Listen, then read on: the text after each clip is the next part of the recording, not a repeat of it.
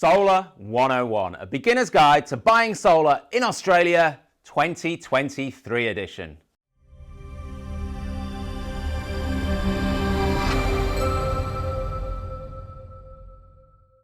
After watching this video, you'll know more about solar than most Australians. Be able to go toe-to-toe with a solar salesperson. Be happy that the system you're getting will do what you expect. Know which brands the industry considers budget, mid-range and premium. And be confident that you're paying the right price. I'm Finn Peacock, a chartered electrical engineer and the founder of Solar Quotes. My website contains heaps more information on everything you could ever want to know about solar and home batteries here in Australia. But there is so much information on my site, it can feel like tumbling down a rabbit hole. That's why I created this Solar 101 Buyer's Guide. I update it every year so you can get up to speed fast. This year's edition covers 11 important points. Let's get to it. Point number 1. The 4 main components of a solar system. A solar power system is made up of 4 main parts: the panels, the inverter, the mounting system, also called the racking, and the monitoring system. Component 1 is the panels. A solar panel is a grid of solar cells under a sheet of extremely tough glass protected by a frame. Panels sit on your roof and convert sunlight into DC electricity. The vast majority of panels sold these days are monocrystalline half-cut panels, and they look like this. A few years ago, someone realized that you can make solar panels a little more efficient and a little more shade tolerant if you chop the square solar cells in half. Hence, half-cut solar panels were born. They work so well, they've pretty much taken over the market. Panels can use different solar cell types and arrangements, but the difference in performance between them is marginal. So don't feel pressured by a smooth-talking salesman telling you how much better his panels will perform than somebody else's. What matters most is getting a good brand with a solid Australian support team. Now, you probably don't know a good solar panel brand from a lemon, and why should you? To make things easy, here's a chart of all the brands I consider to be good quality and well supported in Australia at the time of filming. In other words, I would recommend these brands to a friend if they asked. More affordable brands are on the left and higher end ones on the right. Now, why pay more for a brand on the right side of the chart? Well, high-end panels will perform marginally better and degrade slightly slower. A few percent extra generation adds up over the decades-long lifespan of a panel, and in some cases, high-end panels have a longer product warranty. Though, most budget brands have upped their game recently and offer 25-year product warranties as standard. On to component 2, the inverter. Solar inverters convert the DC electricity from your panels into the AC electricity your home uses. They come in 2 flavors, big string inverters and little microinverters. A string inverter goes on your wall and all of the solar panels connect to it, and you have many manufacturers to choose from. Microinverters go underneath each solar panel, and almost all microinverters sold in Australia are made by a company called Enphase. A company called Solar Edge sell a system with a string inverter on the wall and optimizers, which look similar to small microinverters, under each panel.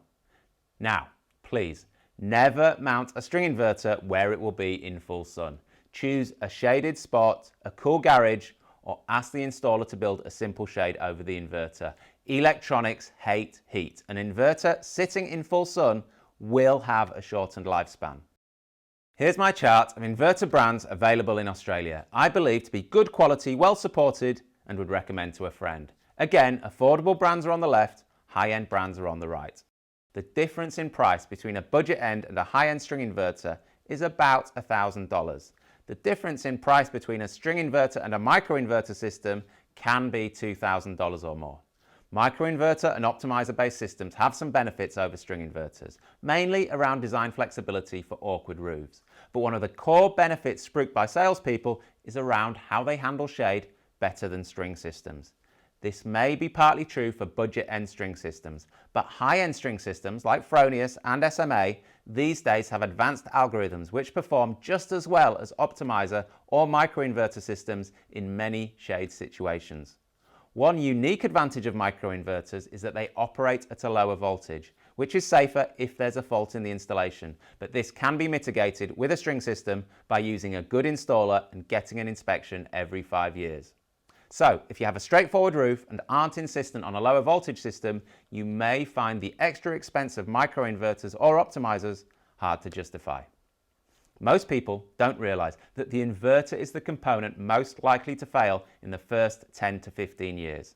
This is because they work hard all day and they do wear out. If your inverter fails, it will bring down your whole system, unless you're using microinverters, where if one fails, the rest will plod along just fine.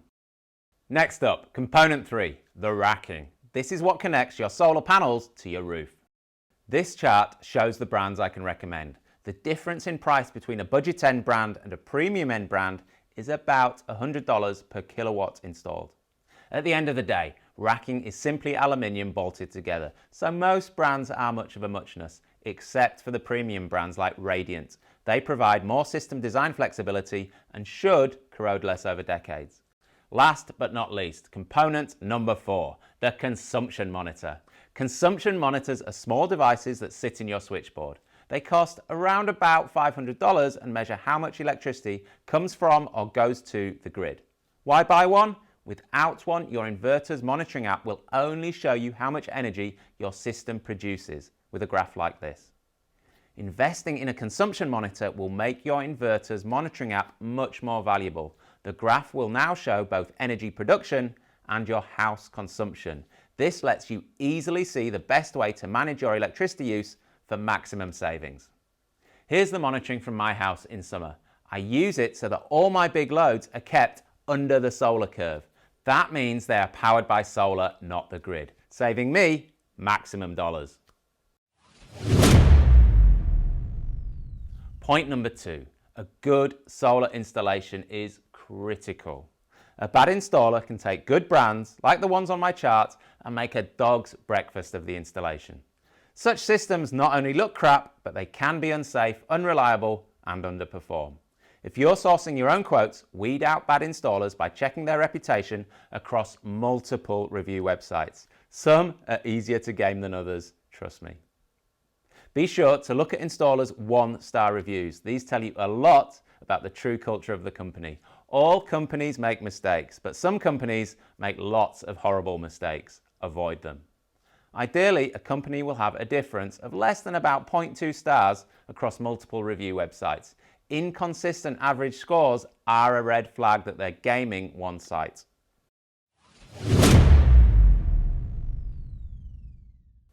Point number 3, the basics of roof direction and the angle for optimum solar generation. Let's start with the best direction to face your panels. In Australia, that direction is north. North will give you the most energy over a year. If you can't face your panels north, east or west facing panels will produce about 15% less energy annually compared to that north facing system. But east and west facing panels will produce more energy in the morning and evening as they harness the rising and setting sun better. This often makes up for the lower generation because you are getting more energy when you actually use it. If you can't face your panels north, east or west, don't stress. Despite what many well-meaning solar installers may claim, there's absolutely nothing wrong with having a south-facing panel array as a last resort. South-facing systems produce about 30% less energy than a north-facing one, which, while not ideal, can still result in a sub-7-year payback. On my own home, I have covered every roof space with panels, even my south-facing section. Let's move on to panel angles. The ideal panel angle to maximize the energy produced over the year depends on your location.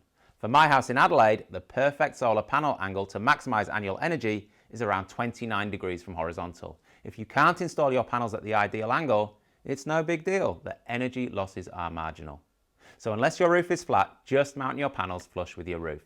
If your roof is flat, you can still install the panels flat, but you need to be aware that you'll lose about 10% of your total annual generation, and you'll need to pay someone to clean them frequently, up to 3 or 4 times a year. This is because you need at least 10 degrees tilt for the rain to reliably run off the panels and clean them. I recommend using east-west tilt frames on a flat roof. You'll fit on more panels than in a flat array or by using north-facing tilt. And the tilted panels should mostly self-clean in the rain. Plus, they look badass.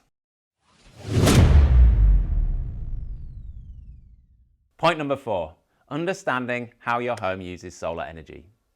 Your solar system will only ever operate in one of two modes. Mode number one is when your solar is generating more power than your home needs. Here, my home solar power system is producing 4.4 kilowatts. 0.9 kilowatts is going into my home, with the surplus 3.5 kilowatts simply going into the grid. Your energy retailer should pay you a feed-in tariff for each kilowatt hour of solar energy you export to the grid. Depending on where you are in the country, this can be anywhere from 0 to 15 cents a kilowatt hour. Then there's mode 2, where your home uses more power than your solar system generates. Here, my home needs 2.1 kilowatts of power, but my solar system is only generating 1.8 kilowatts. The grid simply tops up my home with the extra 0.3 kilowatts required.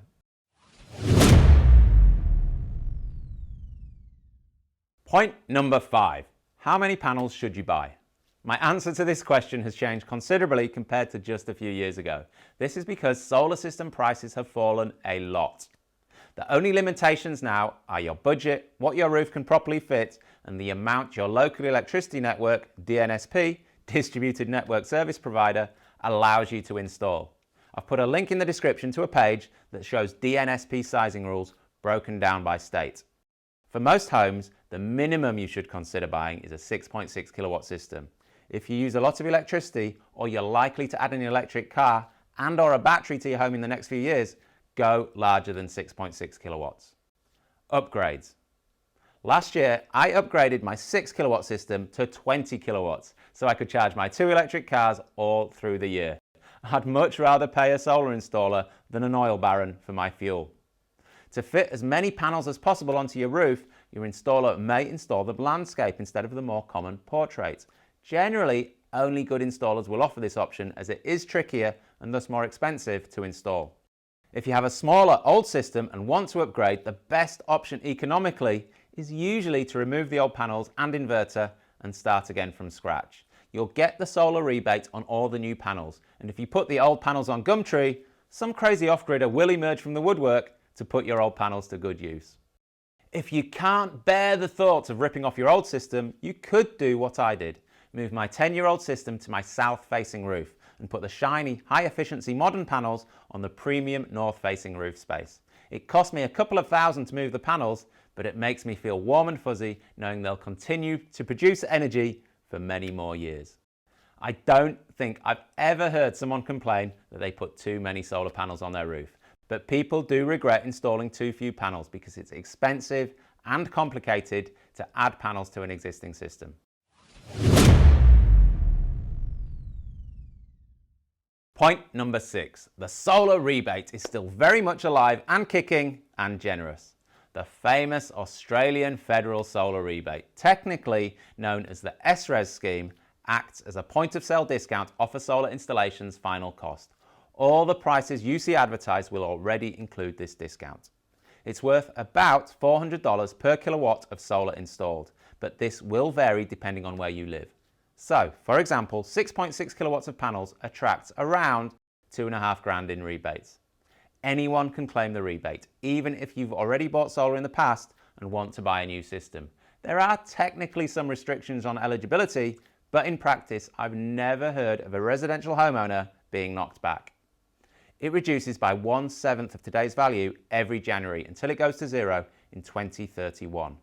Now, for Victorians, the Labour government has introduced a state-level rebate that offers eligible recipients an extra $1,400 rebate at the time of filming, if you meet their slightly stricter eligibility requirements.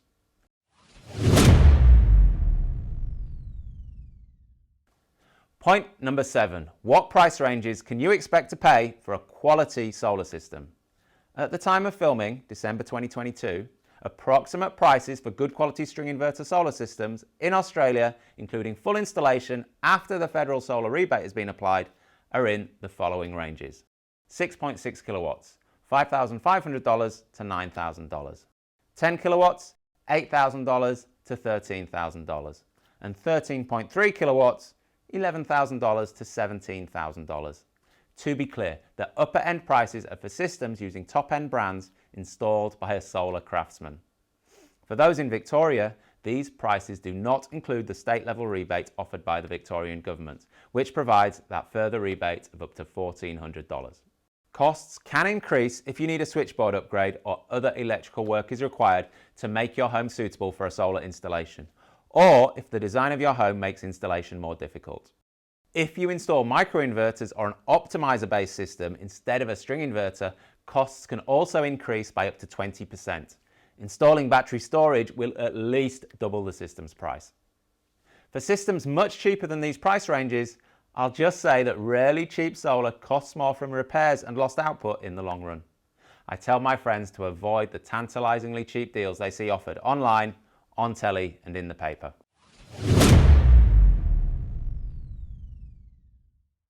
Point number 8, how to calculate the savings and payback of a solar system. Exactly how much money solar will save you depends on quite a few things. The size of your solar system in kilowatts. Small systems equal small savings, bigger systems equal bigger savings. The output of your solar system, which depends on your panel orientation and location in Australia. When annualized, this is very consistent. Your solar self-consumption. This is how much solar you use in the home versus exporting to the grid, expressed as a percentage. A typical 9 to 5 household will have around 25% self-consumption, while a retired household can have closer to 50% or higher. Your feed-in tariff. This is what your retailer pays you for exporting excess solar to the grid and varies from retailer to retailer and state to state. And finally, your usage tariff. This is what you pay for grid electricity. You can either have a flat usage tariff, where the cost of electricity is the same no matter when you use it, or a time of use tariff, where the cost of electricity changes based on the time of day. Time of use tariffs are becoming more and more common. The main way solar saves you money is by offsetting your grid electricity use.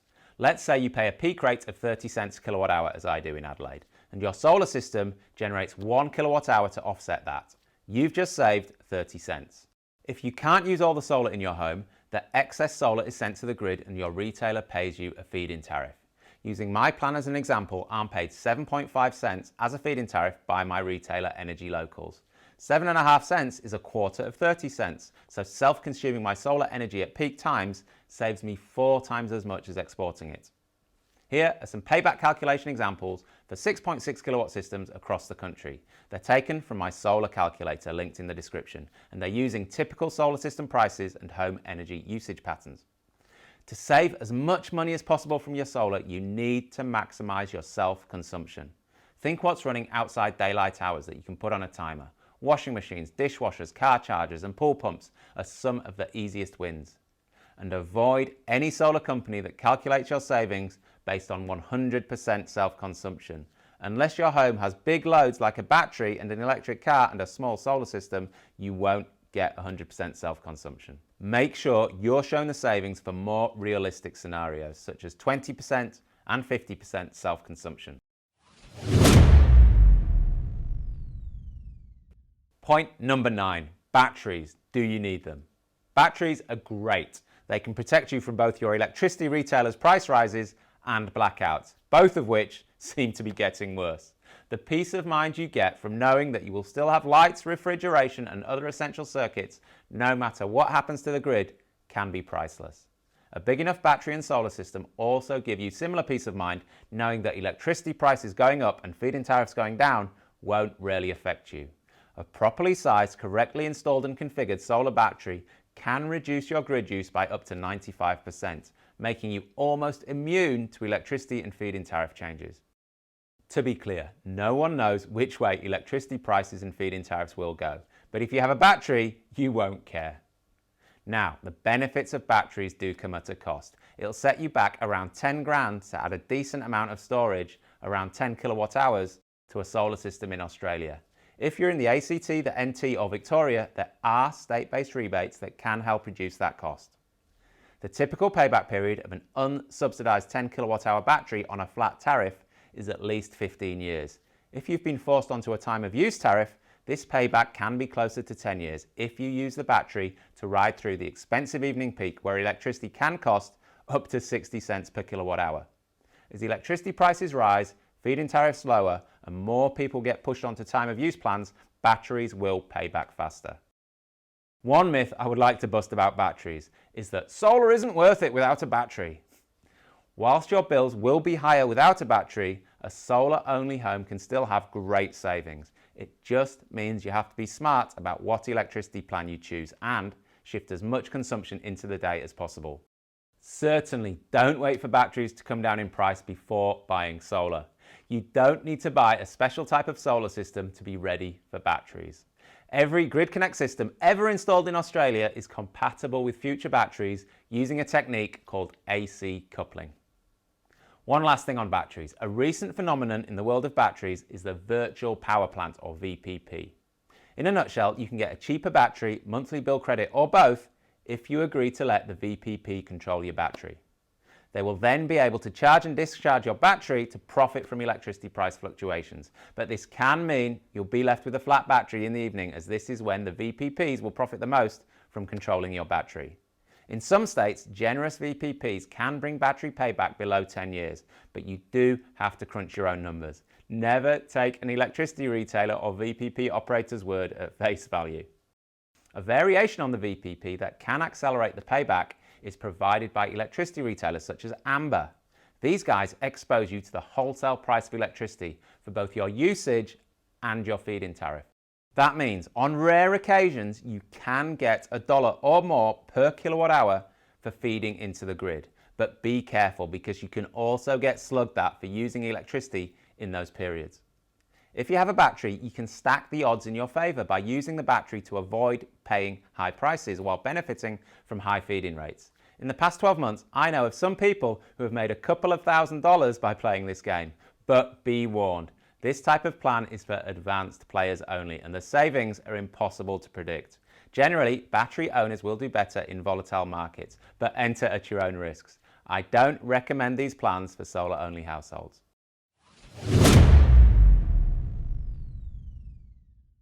Point number 10. How are you planning on paying for your system? Understanding finance. Most Australians buy solar systems with cash. If you're debt-free and have cash looking for a place to go, investing in solar is worth serious consideration. Solar currently generates a tax-free, reliable return. However, some of us don't have the luxury of easy access to thousands of dollars. Many solar installers offer no interest finance. And if that sounds too good to be true, it's because it is. All finance has a cost. The no interest deals often charge the installer 15 to 25% on top of the price, and that cost is passed on to you. Now, don't misunderstand me. Plenty of reputable solar installers, not just the rip-off merchants, offer no interest finance because many customers demand it. But in my experience, you can get a much better deal overall by shopping around for a low interest finance provider. Some of the big banks do very competitive rates on green loans to their mortgage holders, so check that option out too.